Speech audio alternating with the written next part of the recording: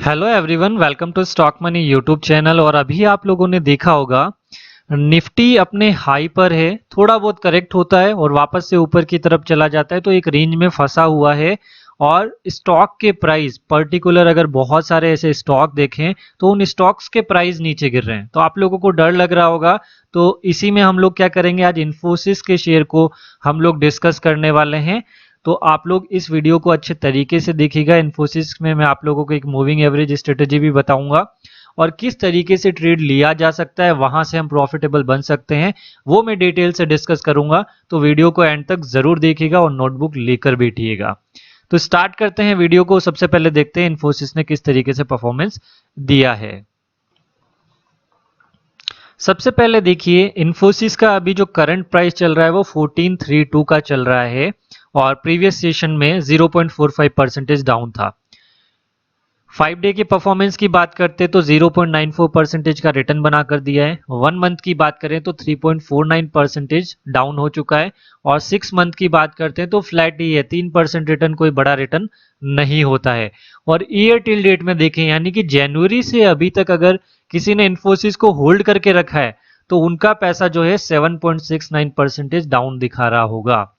और पिछले एक साल की बात करें तो एक साल में 14.90% का रिटर्न दिया है और 5 साल में 97, यानी कि ऑलमोस्ट डबल के आसपास इन्फोसिस ने भी पैसा कर दिया है। लेकिन इतना होल्डिंग कैपेसिटी, अगर आप एक लोग स्विंग ट्रेडर हैं तो उतना नहीं हो पाता, ये होल्ड करके ही हो पाता है, उसमें भी पेशेंस बहुत ज्यादा चाहिए होता है। ठीक है, ये परफॉर्मेंस की बात हो गई। अब हम लोग इसका फंडामेंटल देख लेते हैं। तो फंडामेंटल की बात करते हैं तो मार्केट कैप देखिए 5,93,678 करोड़ का है, 5,93,678 करोड़ का।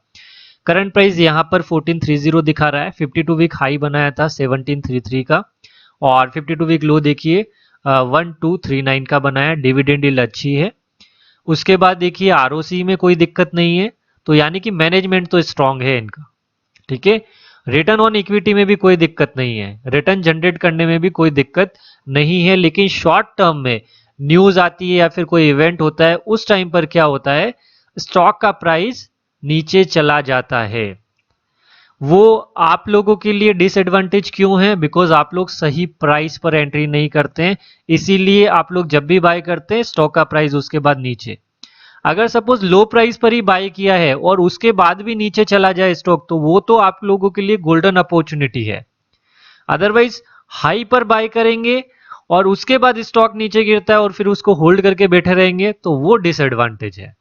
तो ये आप लोगों को समझना पड़ेगा। अब अगर प्रमोटर होल्डिंग की बात करते हैं तो 14.7% का है, ज्यादा बड़ी दिक्कत है नहीं। डेब्ट टू इक्विटी रेशियो 1 से कम का है।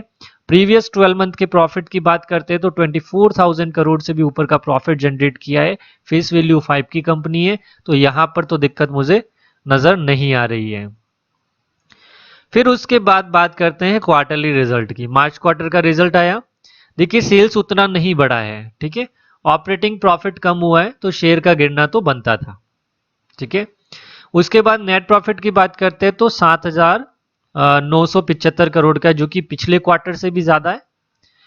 और उसके बाद अगर बात करें तो मार्च को, अगर मार्च से कंपेयर करें तो वहां से भी ज्यादा है। तो यहां पर जब हम देखते हैं तो यहां पर ज्यादा बड़ी दिक्कत नजर नहीं आ रही है। इनको अदर इनकम जो है हुआ है और ऑपरेटिंग प्रॉफिट थोड़ा कम हुआ है, इसलिए शेयर के प्राइस में टेम्परेरी गिरावट आ गई है, तो उससे डरने वाली बात नहीं है। ये आप लोग जब क्वार्टरली रिजल्ट देखेंगे तो समझ में आ जाएगा। ठीक है, आप लोग क्या करते हैं, सिर्फ ये देखते हैं प्रॉफिट बढ़ा है, पिछले क्वार्टर से बढ़ा है, तो इस रिजल्ट तो अच्छा आया, लेकिन शेयर का प्राइस नीचे क्यों गिरा? ऐसा होता है। अभी मैं आप लोगों को आज शाम को या फिर कल मैं वीडियो बनाऊंगा बजाज फाइनेंस पर, जब मैं आप लोगों को बताऊंगा किस तरीके से स्टॉक का रिजल्ट अच्छा रिजल्ट आने के बाद भी स्टॉक नीचे गिर जाते हैं और किस तरीके से अपॉर्चुनिटी बनती है। तो यहां पर टेम्परेरी गिरावट है, ज्यादा बड़ी दिक्कत नहीं है। Profit and loss statement year wise देखते हैं, वहां पर आप लोगों को कोई दिक्कत नजर नहीं आ रही है। ठीक है ना, सब कुछ सही है। बैलेंस शीट की बात करते हैं तो रिजर्व्स और बढ़ चुका है। ठीक है, और इन्वेस्टमेंट भी करके रखा हुआ है। उसके बाद बात करें तो फिक्स एसेट थोड़ा सा कम हुआ है, तो ज्यादा बड़ी दिक्कत है नहीं। उसके बाद अगर बात करें हम लोग प्रमोटर होल्डिंग में, तो प्रमोटर्स के पास 14 है। एफआईज ने देखो होल्डिंग बढ़ाई है, म्यूचुअल फंड ने होल्डिंग बढ़ाई है, गवर्नमेंट की थोड़ी बहुत ना के बराबर होल्डिंग बढ़ी है लेकिन बढ़ी है। गई किसके पास से होल्डिंग? पब्लिक के पास से गई है। ये होता है फियर, वीक हैंड से निकालकर स्ट्रांग हैंड के हाथों में अच्छे स्टॉक्स को दे देना। और ये होता क्यों है? डर के कारण, फोमो के कारण। जब स्टॉक आपके हाथ से निकल जाता है तब आप फियर ऑफ मिसिंग आउट, यानी कि और ऊपर चला जाएगा बाय कर लेते हो, और जब स्टॉक थोड़ा सा नीचे गिरा और डर के मारे बेच देते हो। तो यही प्रोसेस अगर आप लोगों का लगातार चलता रहेगा तो स्टॉक मार्केट में कभी भी प्रॉफिटेबल नहीं बन पाओगे। और अगर यहां लो प्राइस पर बाय किया है उसके बाद भी स्टॉक अगर नीचे गिर जाए 5%, 10%, तो फिर बिजनेस में कन्विक्शन होना चाहिए आप लोगों को, तभी होल्ड कर पाएंगे। ऑलरेडी अगर लो पे बाई किया है स्टॉक को तो फिर स्टॉप लॉस लगाने का भी कोई सेंस नहीं है। स्टॉप लॉस लगाने का सेंस कब बनता है? तब ब्रेकआउट ट्रेडिंग करते हैं आप लोग।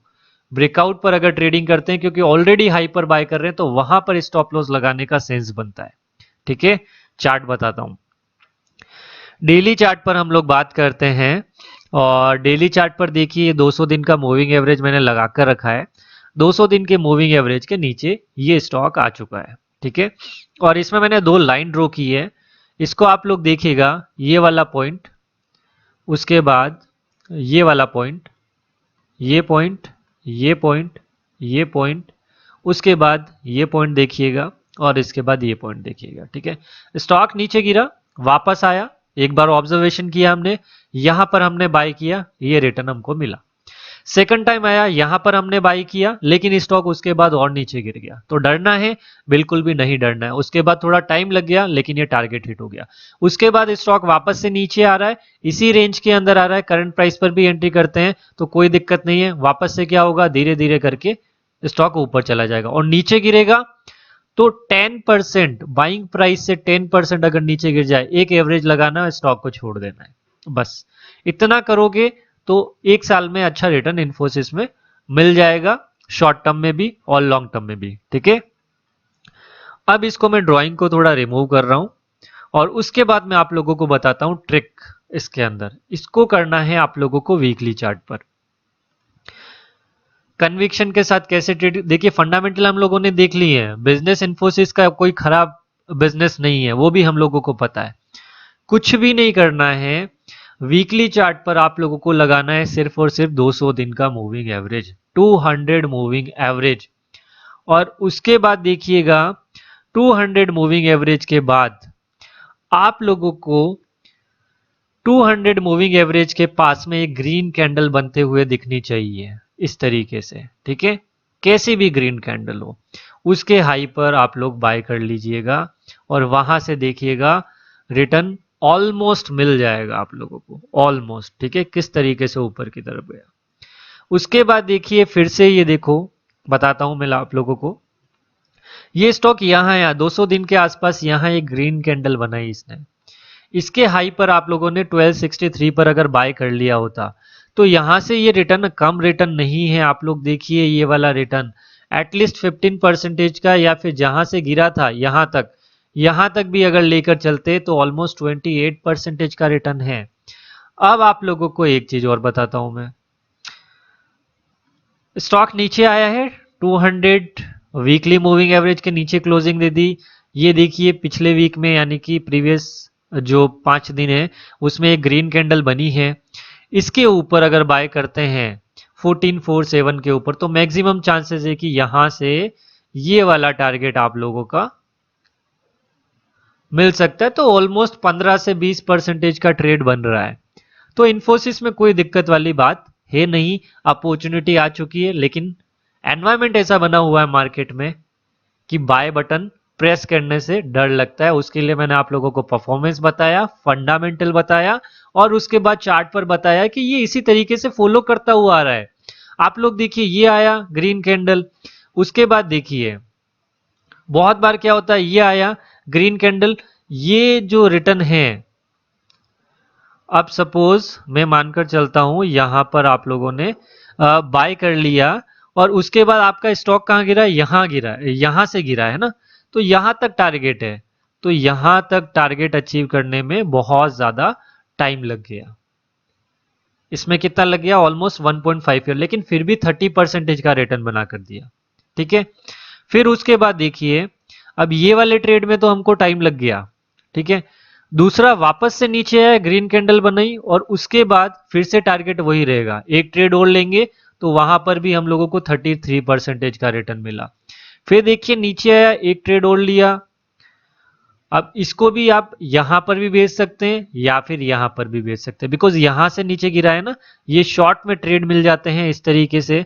आप लोग देखें 200 दिन के मूविंग एवरेज के नीचे ग्रीन कलर की लाइन, ये इस तरीके से इसके हाई के ऊपर बाई किया, इतना सा टारगेट लिया, ये 10% आप लोगों को फटाफट मिल गया।